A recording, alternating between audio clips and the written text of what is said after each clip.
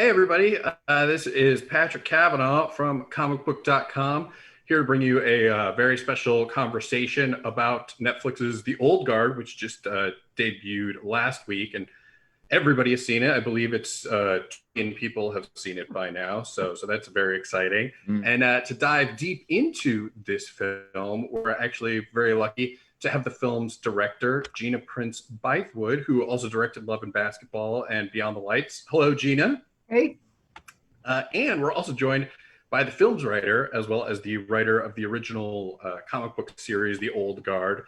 Also, you might know him from his DC Comics work, Batwoman, Lazarus, to name a few of his titles. We have Greg Rucka. Hello, Greg. Hello. So this film just first debuted last week, and I know you guys have been inundated with fans just loving it. And let's just get to what fans want to know right off the bat, okay? I'm sure you're getting daily questions about this because there's so much potential for an expanded universe. So let's set the record straight. Will there be a Tiger King crossover? We're planning an animated series with giant mech suits. And unbeknownst to a certain franchise, we're going to cross over with Transformers. And no, come on. Okay, all right. So we'll hold onto that big crossover stuff. And I know Netflix, of course, hasn't fully announced what the future might be for Old Guard. But I'm just kind of curious if you guys have had any recent conversations like about what you'd like to do in the future, theoretical. Nothing concrete, of course, but since the film has come out and you've seen fan feedback? I mean, I would just say, obviously, it's an incredible compliment that people want to see more. It means we did our job in this. It was very important that this film has a beginning, middle, and end. We wanted to focus on this one and get it right. Having people want more is an incredible gift. And I would say those conversations were really Greg and I early on in talking through the story and knowing Greg knows where this thing goes, and it's pretty incredible. But that helped me in terms of directing this one. So I will say we've had those conversations early on. Yeah, there's nothing been, Gina's absolutely right. One of the the many things I am proud of is that the movie as a whole, that you certainly leave it going, oh, okay, there could be more. I can see how there is more, but it is a complete work. It is not contingent and does not need anything else. That said, there were plenty of times we were having conversations and would jokingly be like, oh, that'll be in the next one. We'll do that in the next one. We had to cut this. We'll put it in the next one. Yeah. So, Well, I'm sure people would be very thrilled, as would I. So we'll just try to remain patient since it's only been out a week for those updates. Fair enough. I think that's reasonable. I mean, listen, fans are nothing but reasonable. You know what it's short for, right? Fanatic. Fanatic. Yeah. So, I mean.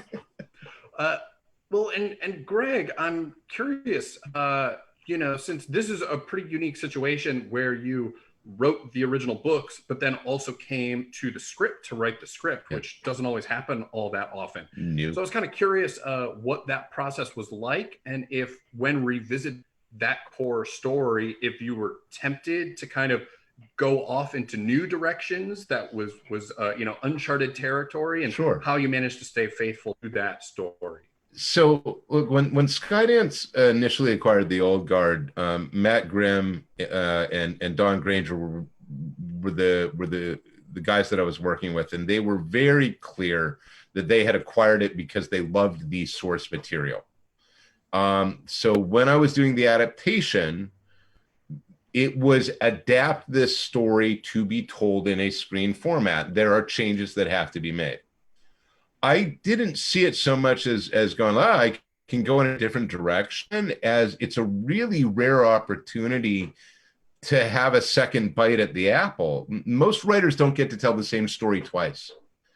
And even with the collaborative nature of comics, making a movie is far more collaborative. So being able to benefit from a lot of very smart people. And then when Gina came aboard and working very closely with her on the screenplay, you know, taking her notes and talking at length about it was, I think, and I really, I love the comic we made. I'm very proud of it.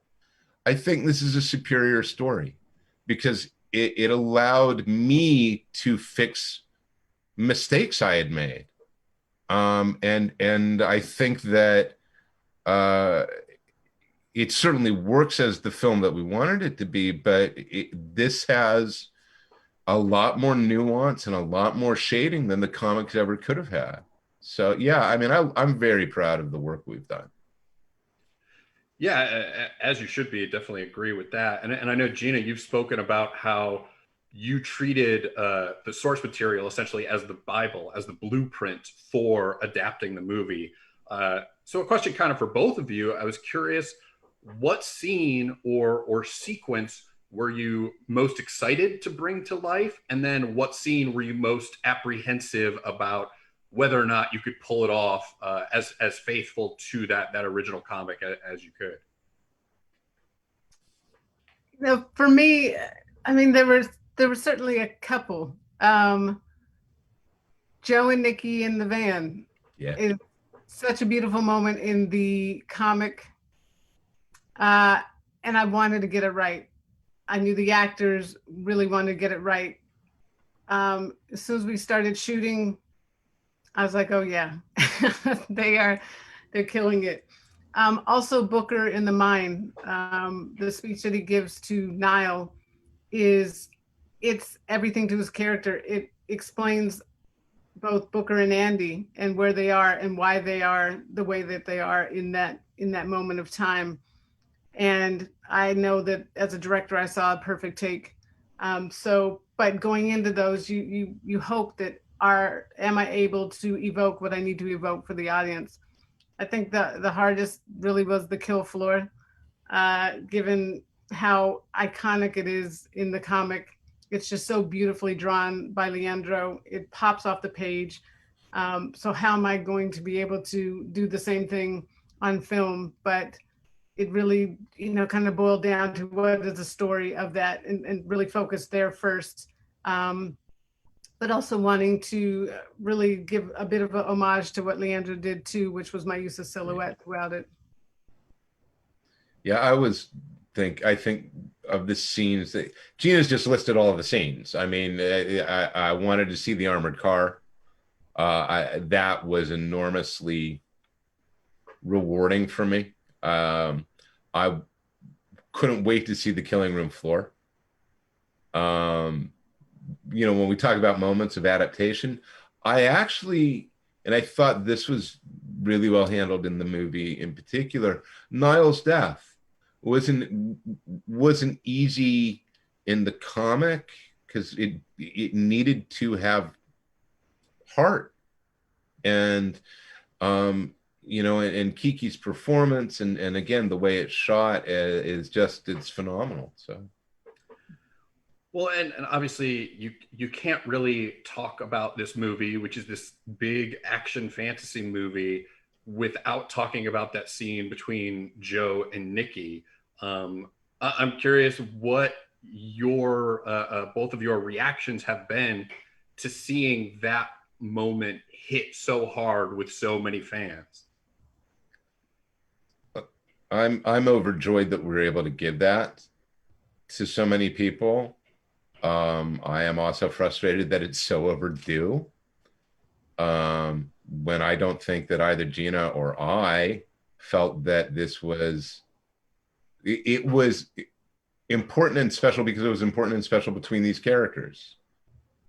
But I'm in that place where I recognize why we are getting the response that we are, and I'm frustrated by the fact that it's 2020 and we're apparently the first people to have done this. Yeah. And you can say that about a lot of the reactions. You can say that about the reactions to Kiki's Nile. You can say that about reactions to the way Charlize, has portrayed Andy. You can. There is a piece of me that's like, guys, we didn't invent the wheel here. All we did was show you there's a wheel here. So.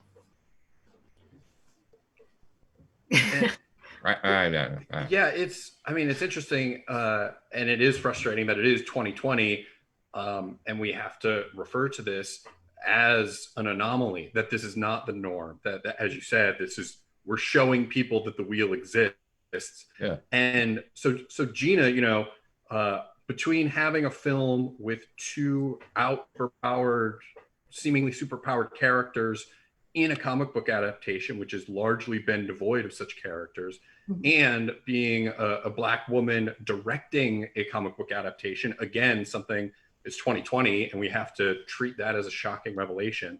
I was curious if you felt any sort of pressure about that on set, or if it was like just the confidence in the material and support from your collaborators that wasn't even an issue.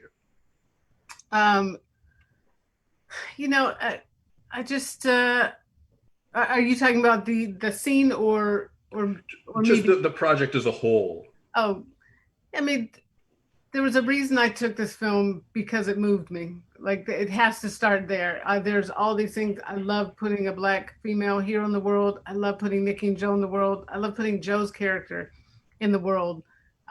Those are all such incredible driving forces. But foremost, I have to feel and care about the characters in the story. And I did. And so for me, it felt, I was honored to be able to be the one to give these characters a life up on screen or in that big screen in your living room. There's, of course, enormous pressure, not only just doing a film like this and the bigness of it, certainly me being a woman, me being a Black woman and doing this when nobody has done it before. It's about proving myself and proving that women like me can do this, that we do like action, that we can shoot action, just changing that narrative. So there's pressure to get it right and do a good job, but I feed off of that. It made me work harder because I felt like I absolutely had a responsibility to get it right. And we've talked about Kiki a few times as Nile, of course. And Gina, I know you said it was within 5 seconds of meeting her that you knew she was the right one to play Nile.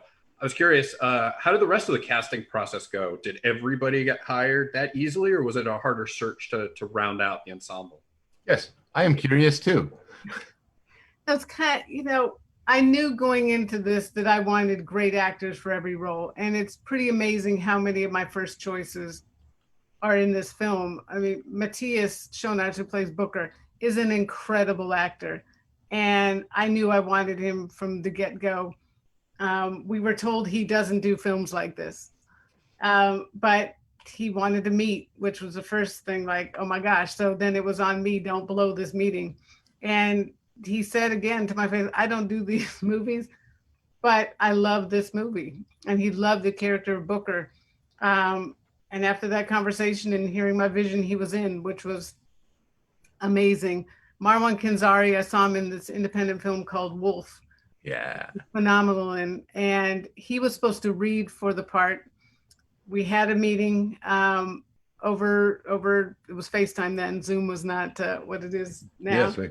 And old school.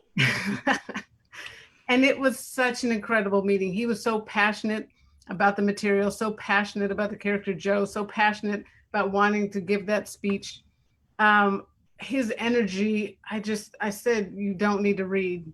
Like, you're Joe.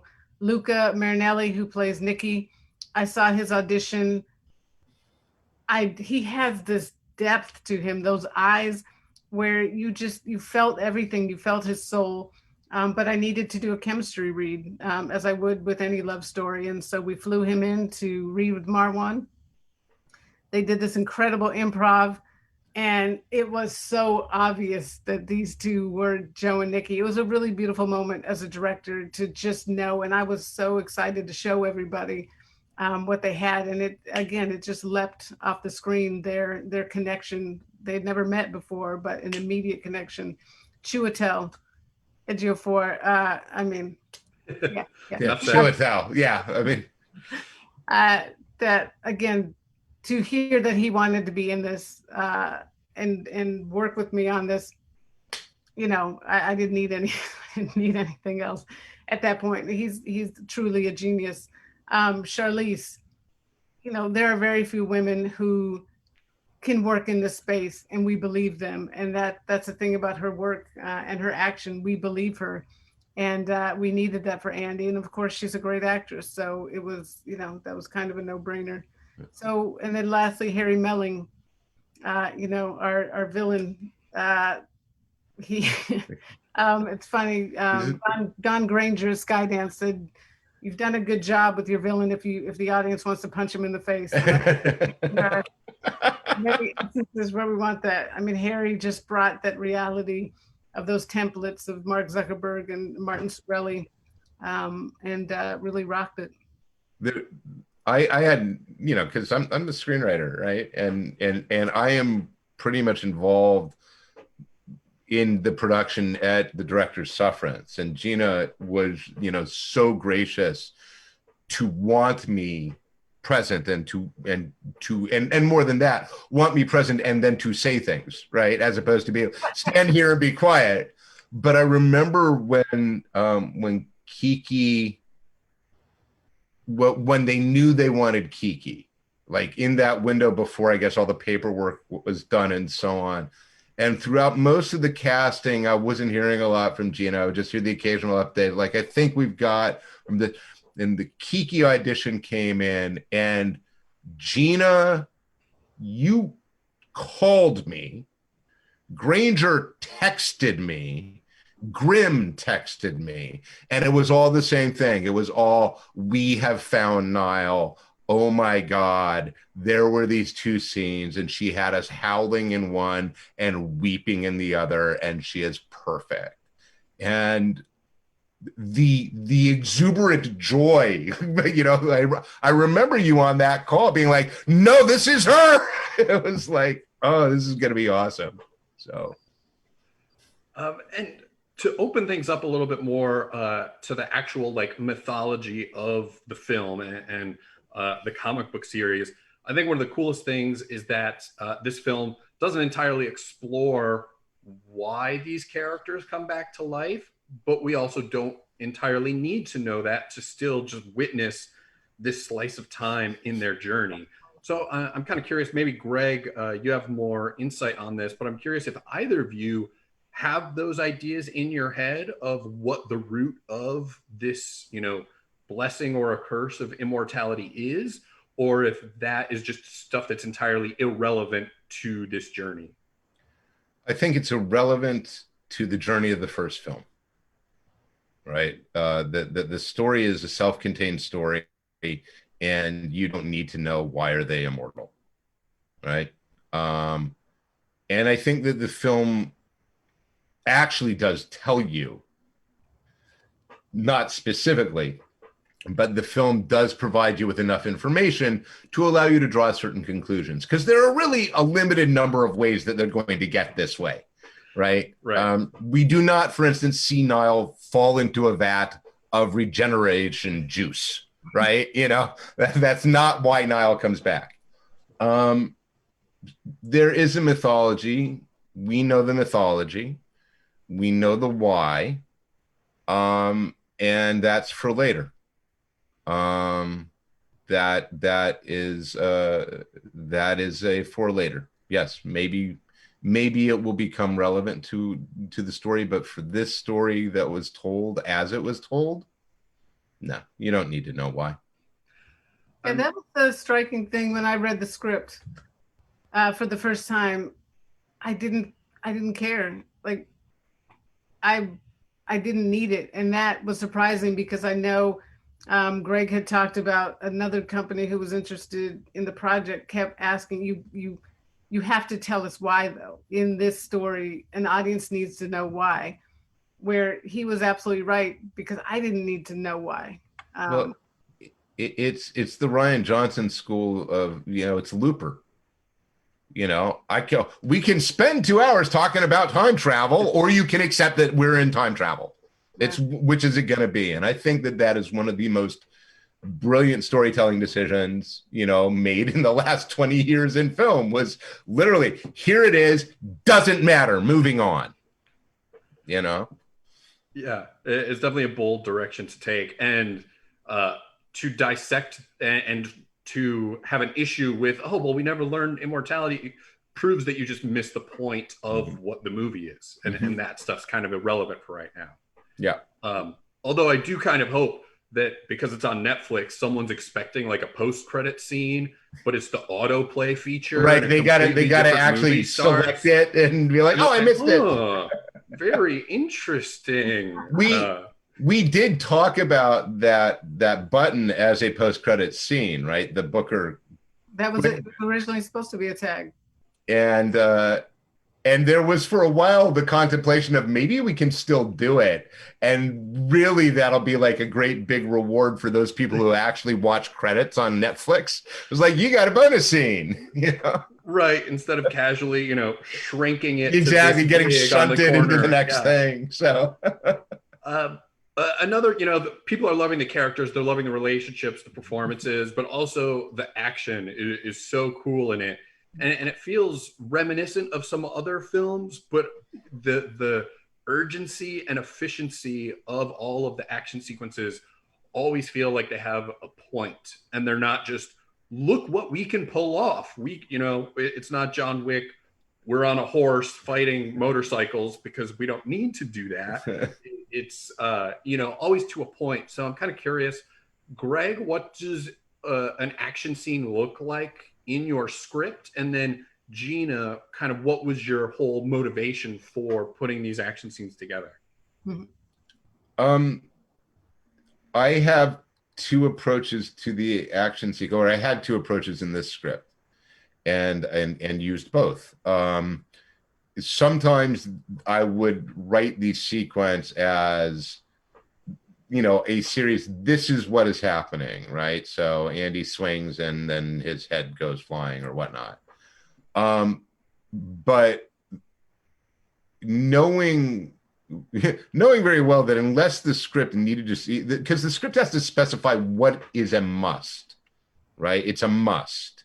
It's a must document. We must see this. We must know this information.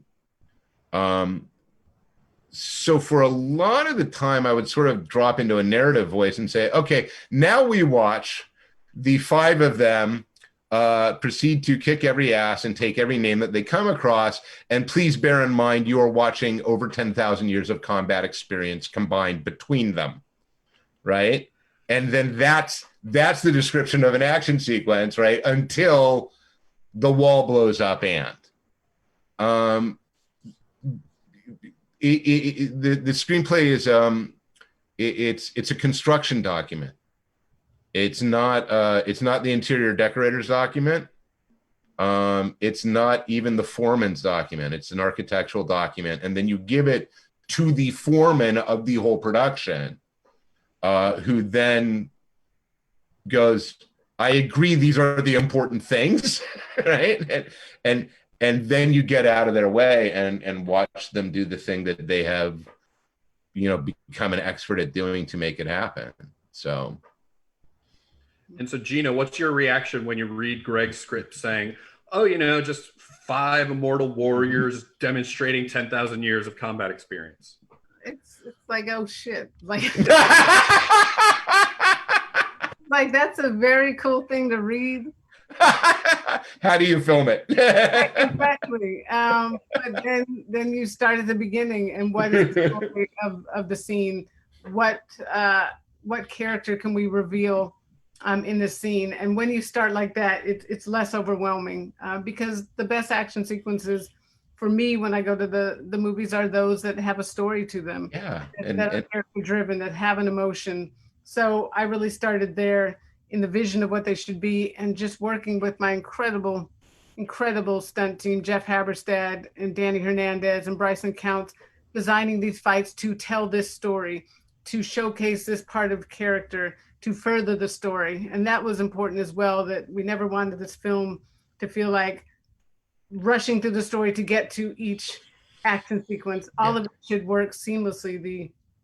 The quiet moments are just as important as the action moments, and so that was exciting to me. And but being able to tell the story, reveal character, that was fun. And then it's how do we choreograph so it feels as if these characters finish each other's sentences, so to speak, in terms of action, knowing where the other's going to be, knowing, when somebody's out of bullets and need another clip, like all those things, the way that they're always picking up used guns and used clips, like it's just this dance. And it was very cool, to really put that together and see what the team came up with, and then to see the actors embody that, bring character, bring performance to that, which is why it was so great that I had the actual actors doing most of the work, so that we can see the performance. I think you used a word that I think clearly came from what Gina's describing in working with, Danny and Jeff and Bryson, which is efficient.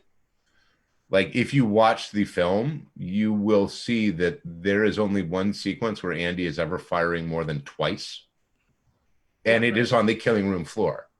After that, whenever she fires a gun, it's one bullet. It goes exactly where she wants it to go. Everything she does becomes an issue of her style is efficiency. That was a big brutal efficiency is a term that we talked about often, where they know a kill shot. They are not the type that are going to go in an environment and spray. It's lazy. It's not who they are. They are not going to ever hit someone by accident. They are too good, and their moral code is not like these mercenaries for hire who are just trying to get the target by any means necessary. Yeah. And also speaking to what I feel sets these action sequences apart from other action films is we're used to, like thumping techno or, hard rock or something kick in that, I don't think anyone had, like, Frank Ocean being in an action film on Netflix on their 2020 bingo cards. So I'm just kind of curious how you put that soundtrack together and what that process was like. Yeah, I love music so much. It's so much a part of me as an artist. And for me, I love songs for score, songs that can evoke an emotion and elevate a scene or the emotion of a scene without taking it over. And music for this film was so important to the tone. The tone, it was such a balance. This is a violent film, yet I never wanted it to feel like a celebration of violence. The fact that there was a cost to the killing, an emotion to the killing. So I always wanted to keep that in mind, and music really helped with that. There's also a thing of, I'm the first audience, and I actually don't like heavy metal, so it annoys me when I watch a movie and it's this nonstop thump. But say in the rectory, spoiler alert, when Andy kills 19 people, like, the music I chose was important because it took away the sting of that. I didn't want an audience to revel in, oh my God, she killed 19 people. No, it was she killed 19 people, and you see on her face that this was not fun. This was not easy. You see on Niall's face when she walks out, and the music helped that. I wanted the music to feel operatic because what happened in that room did have that depth of emotion. So music, again, so important for vibe and tone. And it was fun to, find these songs that could do exactly what I wanted them to do. And Greg, the narrative is definitely very faithful to the first two Old Guard series and blends the events together in this compelling and unique way. Just as we are comicbook.com, so coming from the very purist sense of interpreting the narrative, like there's definitely like the flashback with Achilles from the comic book, and then also the flashback to Booker, his hanging survival scene. Those are absent from the film. And I was just curious if those were ever in the script, or Yeah. you want them to rework them, or they'll be in the future, or what? No, I mean, we also had, in the original series, you have the flashback that sort of accounts the Joe and Nikki, we killed each other many times sequence as well. And there were drafts where all of that was there, and sometimes in greater detail than in others. There was a version where that hospital scene, which you get just sort of you get just the right amount of when Booker is relaying it to Niall in the mine, but there was more to that. You can see sort of the Achilles story's presence in the mine, right? There's the glimpse of the painting. So those things weren't erased as much as when you make a comic, every choice you are making is an efficiency choice. You have X many pages. How are you going to spend them? And I'm not a filmmaker. I'm the guy who wrote the thing, right? But one of the things I can tell you in watching is that it's the same calculus out exponentially. It is every single thing you were doing is asking if it's serving your narrative. And I think the trade, because it is a trade of the Achilles backstory to build in the movie, the Quinn story, has a benefit that the Achilles story alone didn't have.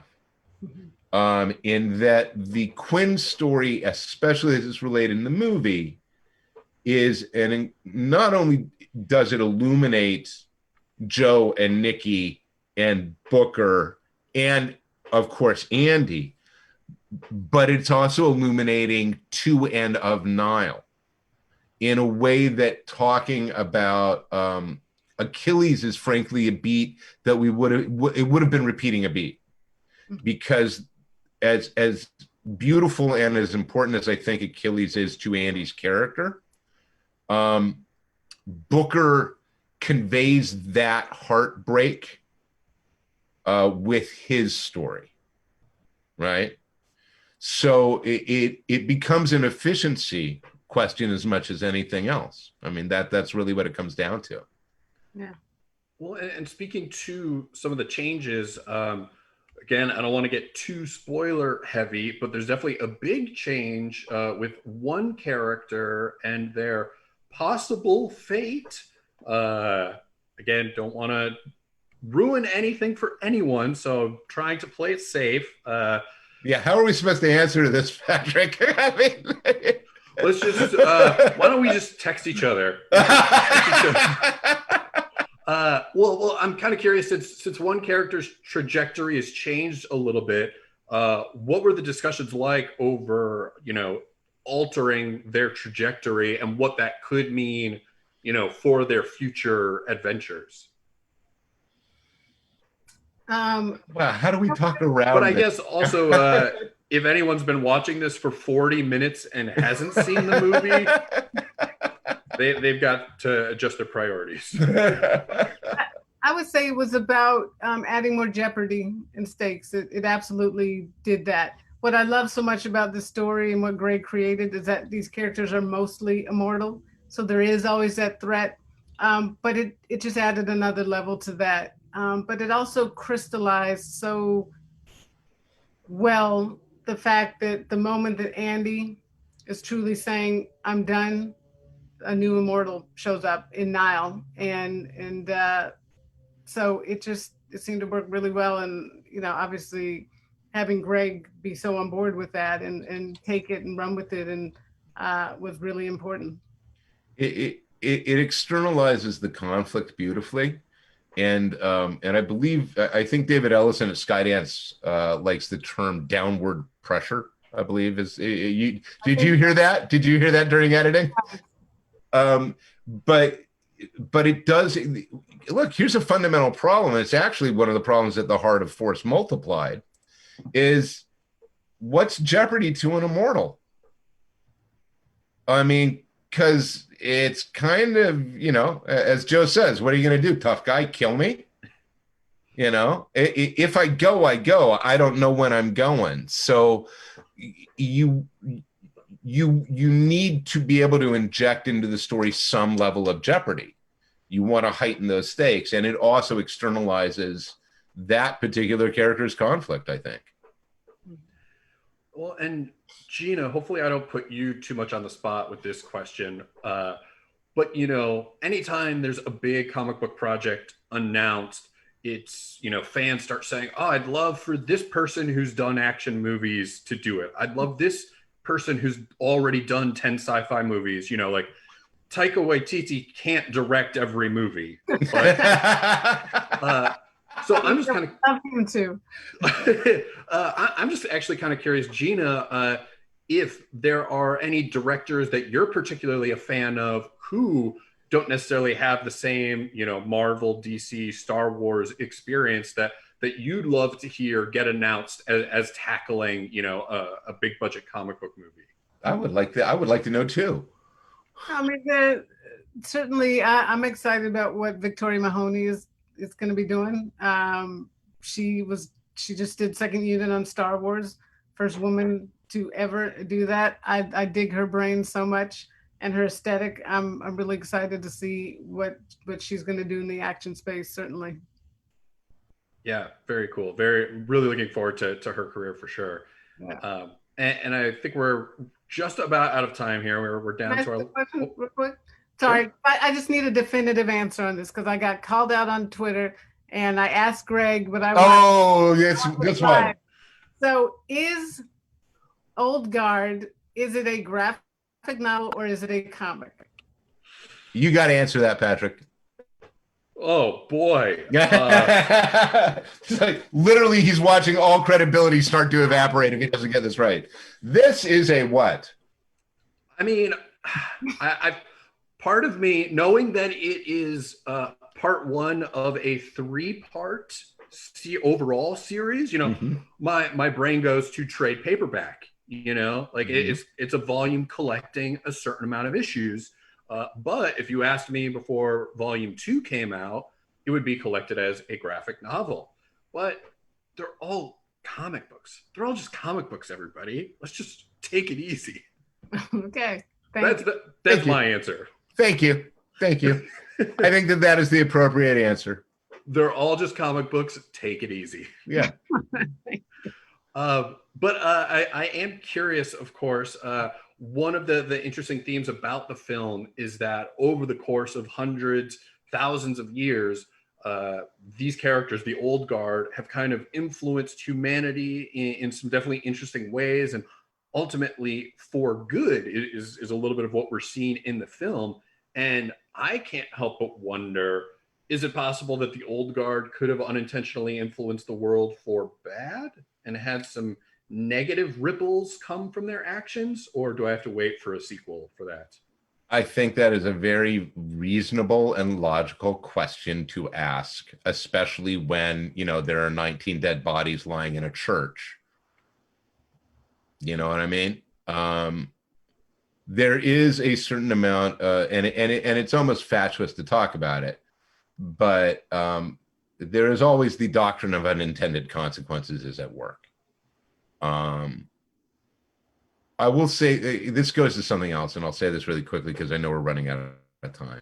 I think one of the things that I really, really love about what's being said in the movie is that at the end of the film, the definitive statement is if you take away everything about immortality, what it's saying is that our choices matter and our actions matter, and they matter in ways and to people that we will never see and never know of. That we try to put right in the world by doing right. And we do that without ever seeing what the ramifications of it are. And sometimes we're going to succeed gloriously, and sometimes we're going to fail. And we may never know that either, right? It's the choice paralysis that you get from Chidi in The Good Place, right? I can't eat or drink or move because morally it's all wrong, right? Right. But the takeaway from the film is that, yeah, your life matters and what you do with it matters. And it matters to people that you're never, ever going to see. So. Yeah. Yeah, well, I mean, I think that's a great positive, message for us to leave on. And I definitely think that comes across in the film, especially, from the characters like Joe and Nikki just professing, uh, uh, it's about the time that you have and you don't know when your number is going to be up. So you just try and do as many good things before that happens as you can. And hopefully the world responds to that. So I really connected with that message in the film. Great. Guys, thanks so much for taking the time to chat with me. Thank you. The Old Guard has been out for 5 days, so I look forward to Does it reuniting. feel longer to you, Gina? It feels like it's longer to me. I look forward to reuniting in maybe 10 more days to talk about the sequel and the trilogy and the spin-off and the prequel and all that sort of thing. But for now, The Old Guard is still on Netflix. And of course, don't be tricked into watching any post-credit scenes because you might end up watching, Great British Bake Off. Also okay. Well, thanks so much, guys. Thanks, man. It was a pleasure. Bye-bye.